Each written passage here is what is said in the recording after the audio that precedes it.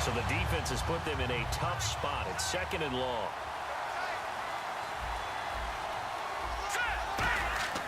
Now back to throw. Looking for the tight end, Olsen, and it's intercepted. Picked off by the all-pro linebacker. It's Von Miller. And the return just out across the 15 to the 16-yard line. Brandon, this is why golfers do their best to never count a score in their head before the ball goes in the cup. This looked like a slam dunk for points on this drive, didn't it? Instead, they throw an interception, and they're going to come away empty. They go back to the air here after the... And for the 4th time tonight, it's an interception. A great read, and it's picked off. And a 1st and goal coming up here inside the 10-yard line.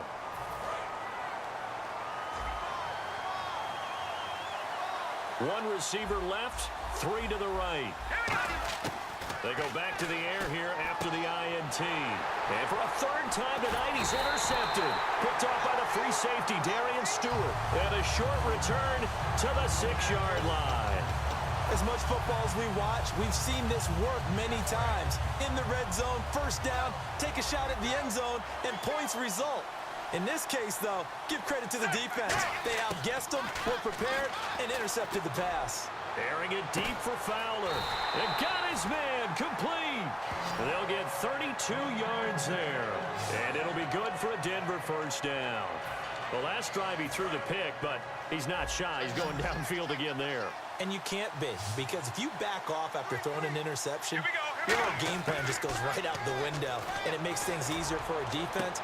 And now here's another interception. Picked off by Trey Boston. And they will take over possession of the football at their 42-yard line.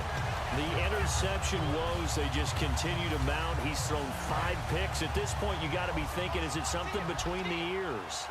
I think a confidence hit does occur once you start getting those numbers up there a little bit.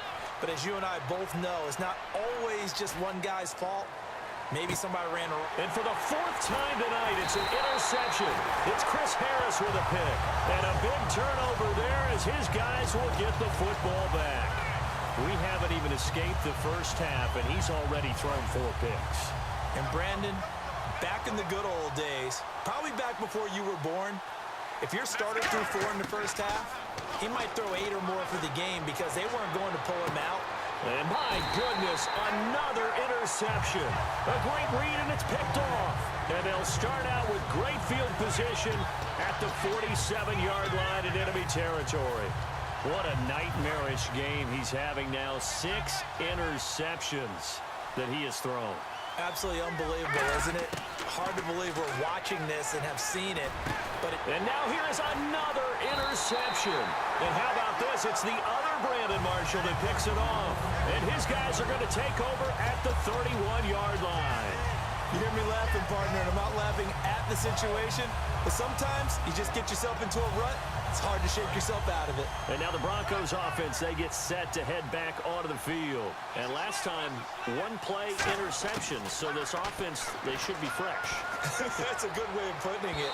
And I can't wait to see what they decide to do with play calling, because a 1-play drive where you throw an interception, a lot of people think the very next time out, run the football, don't give them a chance. Maybe play action? I think maybe you go play action, show your quarterback, you get a little confidence in it, and let him fling another one. Now Sanchez, airing it deep for Fowler. And it's knocked away and incomplete. I know the initial focus was on how far that pass was downfield, but how about the coverage on the play? Able to stay with him, get his hands where the receiver's hands were going to try and catch the ball, tips it up in the air, and knocks it away. Now Sanchez. He's got his man here. It's Green. And a nice gain of 21 yards. So on that play, defense was in the zone. They ran a crossing route offensively, but the defense there, you got to be good with communication, don't you? You certainly do, and it's not something that is really evident when you watch it on the screen. But everyone's talking, communicating, pointing, and it keeps you from chasing receivers because you have a specific zone you have to cover. When a receiver's in your zone and he crosses to another one, you got to let your guy know. They got a completion there, but I like the discipline they showed to stay in their proper areas and then make the tackle. Flushed out right. And he'll be brought down at the 45-yard line. Give him 3 on the play, and that'll make it 3rd down. They'll need to get this to the 38. That's where the first down marker is here on 3rd. 1 receiver left, 3 to the right. Throwing on 3rd down, Sanchez. A hit as he throws there, incomplete. Anytime a ball's thrown in the middle of the field, it's popped up in the air, I expect someone to catch. It doesn't matter whether it's offense or defense, because there's usually a great amount of bodies in that part of the field. In this case, no one came up with it. Boy, a call like this, certainly tougher to make in a Super Bowl, but they'll go for it on 4th down. They snap it to Sanchez. And my goodness, another interception. A great read, and it's picked off. And his guys have got it back at the closing stages of the first half. The number 7 usually lucky here. Not for him. 7 picks he's thrown in this game. That's only happened 6 times since 1960. And I know that the most recent time it happened, the guy who threw him, he won a Heisman Trophy in college, so sometimes you... Now whistles come in. We're going to get a timeout here by the offense. So as they take it over, we step aside.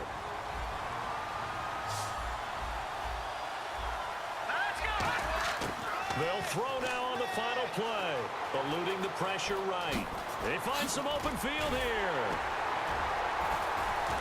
And he's going to get this inside the 30. You seriously just skip the halftime of the Super Bowl? Who does that? It's a Super Bowl. Watch the halftime show. All right, here we go. 3rd quarter action now. Both teams appear ready for the fight ahead, and we resume action here in quarter number 3. That'll be taken in the end zone. And he'll get it up past the 20 to the 22-yard line.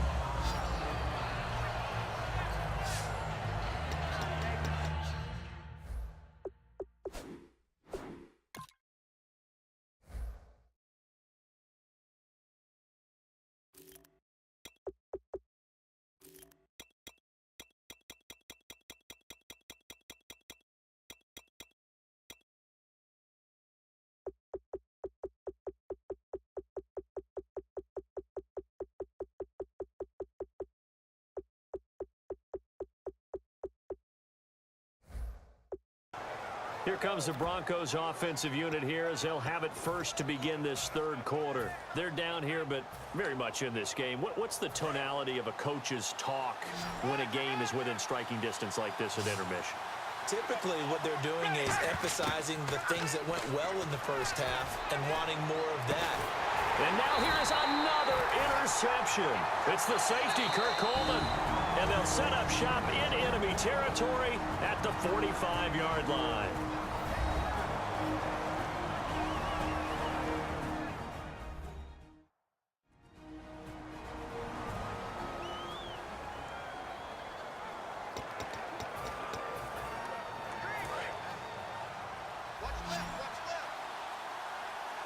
One receiver left, 3 to the right. He'll try and start this drive in the air. He'll buy some time right. It's complete to Brown, right side. And he's brought down, but not before reaching the 8-yard line. A pickup there of 37. And the Panthers are set up now with a 1st and goal. And now the offense operates in the red zone. They'll set up to throw. And his throw here is incomplete. The intended receiver was Corey Brown. And it's 2nd down. A pretty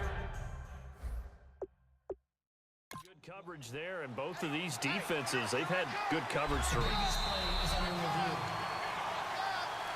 After review of the play, the ruling on the field stands. Well, he challenged the play. It did not pay off. And that means he lost a timeout in that challenge. And as a coach, that's Brown. Touchdown, Carolina. Corey Brown, his 2nd touchdown of this Super Bowl. And thanks to the interception, the Panthers offense cashes in with 6. In order to lead in a game, you're going to get plenty of contributors, but that's his 2nd touchdown catch of this game. He's one of the key guys in this one. And you better believe he'll be looking for the hat trick here as this one continues to go.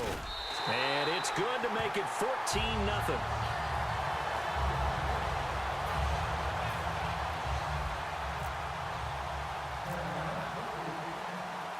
Gano now following the touchdown here to kick it away. And this will be a touchback as that sails over the end line. We get a look at the Panthers defense now. And the interception the last time they were out there ended up leading to a touchdown. So the only thing they didn't get really was the pick six, because that's what everyone wants. Take it immediately to the end zone, but their offense capitalized on the takeaway and turned it into the 6 points they were looking for. Yeah, set them up pretty. And my goodness, another interception. It's the safety, Kurt Coleman. And they take possession 2 yards away from midfield at the 48-yard line. And give him now 4 interceptions in this game. That's only the 3rd time this has been done since the year 2000. I think that tells you how much better teams have gotten at throwing the football. Because if you go all the way back to 1960, 12 times before that, there have been guys who've gotten 4 interceptions or more in a game. I mean, most recently, since 2000, Delta O'Neal and D'Angelo Hall. And he's got his favorite target yet again. It's complete. It's a gain of 21 that time. And it'll be first down, Panthers. And the coach is just...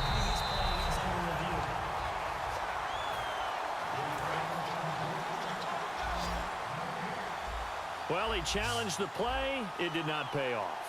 And that means he lost a timeout in that challenge. And as a coach, you hate that. Don't know if you took the advice of the player, you threw it yourself, but it didn't go your way. At the end of the day, it all comes back to the head coach. He has the final determination on whether to actually challenge the play or not. In this case, it didn't pay off for him. And that's got to be so heartbreaking. You throw that flag, you probably feel really confident, and then all of a sudden, boom, you lose the challenge. He's got it for a Panther. Touchdown. Corey Brown with his 3rd touchdown of this Super Bowl. And the Panthers use the short field to their advantage as they cash in for 6. And this is obviously quite a performance. And most of the time when we talk about someone putting a team on their back, I think we're talking about a guy who runs the football. In this case, it's a guy out wide catching it, and he's done exactly that. Truly leading his team right now towards victory. 3 touchdown catches. He's been the headliner. Gano now following the touchdown here to kick it away. And that'll carry over the back line of the end zone for a touchback. Here's the Denver offense now as they get set to take over here. They come out here with a 0 on the scoreboard. What was said in that locker room? That's what I want to know. I would love to have been in there because we often have the feeling that there's a lot of shouting, screaming, people upset.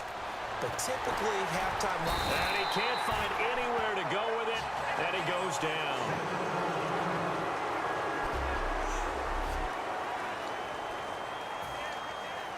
So the D gets the sack on first, and now it brings up 2nd down. The first throw for the backup Lynch. And pressure coming, and they got him once again.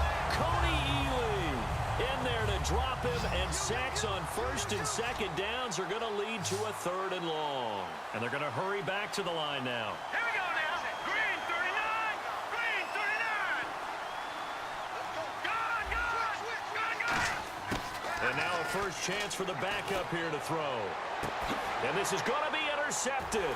It's the safety, Kurt Coleman. And they're going to set up shop at the 27-yard line.